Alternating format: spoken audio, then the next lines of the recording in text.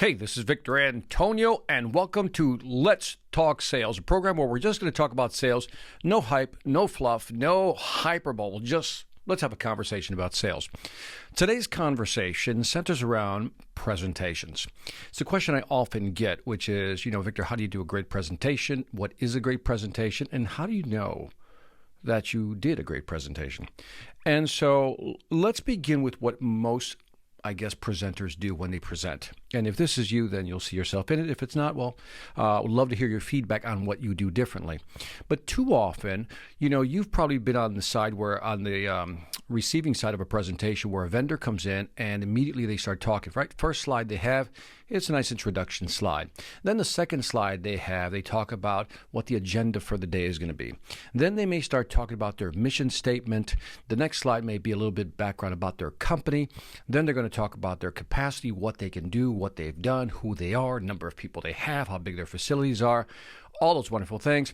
Then they're going to show you a map with all their points of presence. Here's where we have offices. Here's where we have agents and so forth.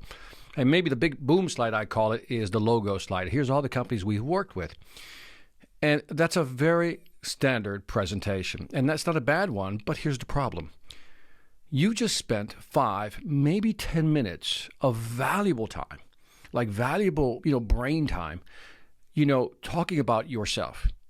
Now think about it. The customer's there, the potential customers are there, and they're wondering, okay, great, you're telling us about yourself, but we could look that up ourselves. We don't need to waste 5 or 10 minutes on you talking about yourself. In fact, the fact that you're here already should let you know we've already done our research, which is why you got through the door. And so what we need to do is, when we do a presentation, our first 5 to 10 minutes are, to me, the most critical minutes in any presentation. Second only to the end, right? How we land, how we stick the landing at the end. And we'll talk about that in just a bit. But keep in mind that when you're doing a presentation, customers are sitting there, potential customers are sitting there saying, what's in it for me? Why am I here? Make this valuable for me. Show me that you understand my business. Show me that you're just not here to pitch another product. Tell me that you're here to help me solve a problem that you're aware of. In other words, you did your homework. You know what we're struggling with. Why are you here? Tell me how you're going to help me. That's what they're thinking. And if you're spending the first 5 or 10 minutes talking about yourself, again, I think you're losing. No, I don't think. I know you're losing your audience. Now, that said, how do you start a presentation? Well, let's keep in mind that when we look at what customers want today is somebody who first understands their business. A great model to look at to get the customer's point of view, the potential client's point of view, is Michael Porter's 5 Forces model.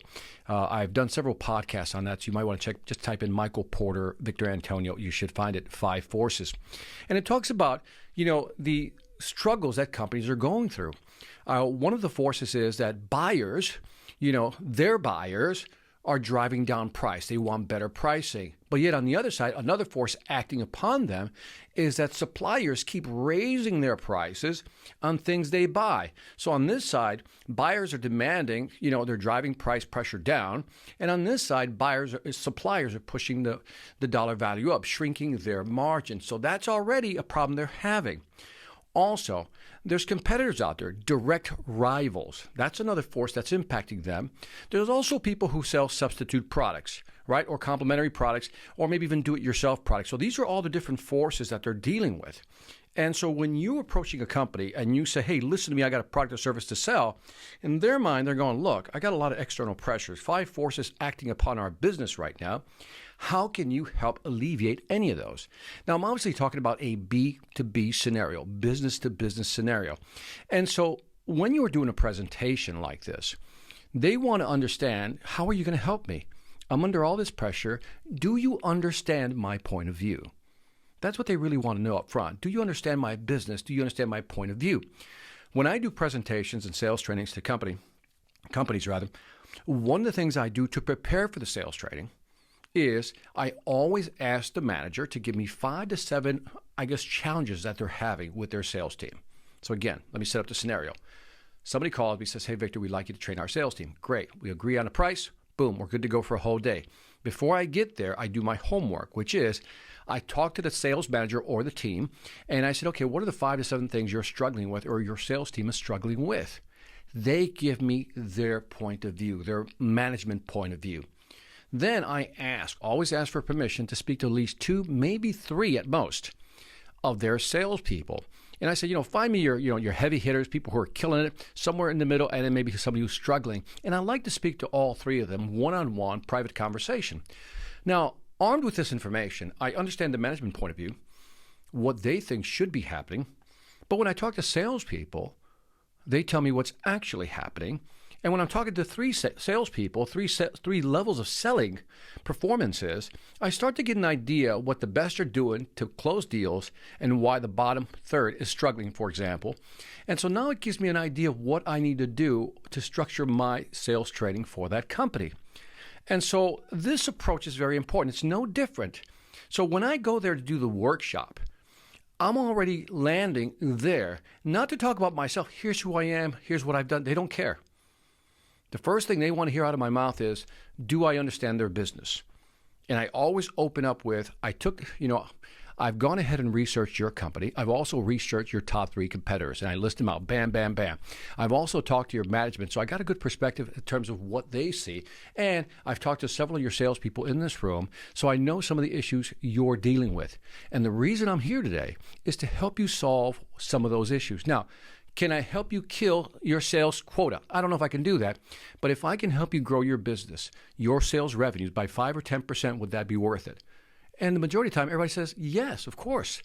So right there within the first 2-3 minutes, boom, I'm locked in.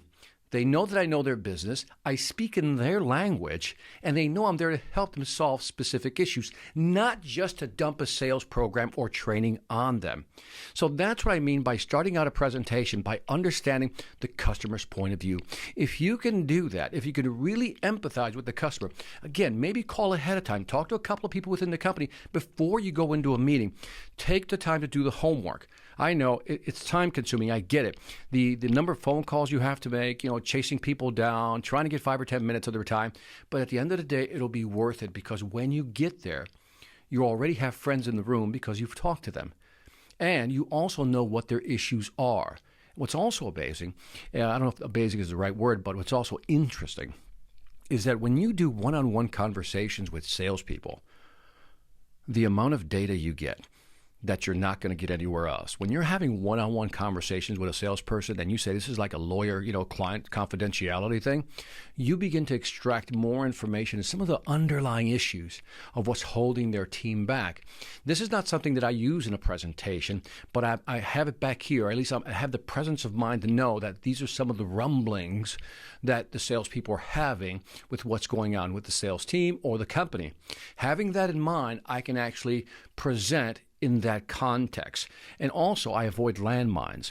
By landmines, I mean sometimes you don't want to say certain things or, touch on certain things that are just too sensitive. It's kind of a third rail, if you know what I mean. So my point for this little video here is that I wanted you to begin to understand that when you go in to do a presentation, don't go in cold. I never go in cold. It's the worst thing you can do.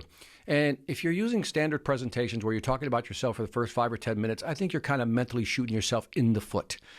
By talking about their issues first, their problems, and how you can solve them, I think you'll have a better sales presentation. Leave me some feedback down on this video. Also, this format. Again, I'm going to do a lot of sales talks. Let's talk sales, but I don't want to talk about, I just don't want to get into the hyperbole, like, yeah, what's up? I really want to just talk to you about how you can be successful with selling. If you like this format, let me know. Love to hear your feedback. Take care.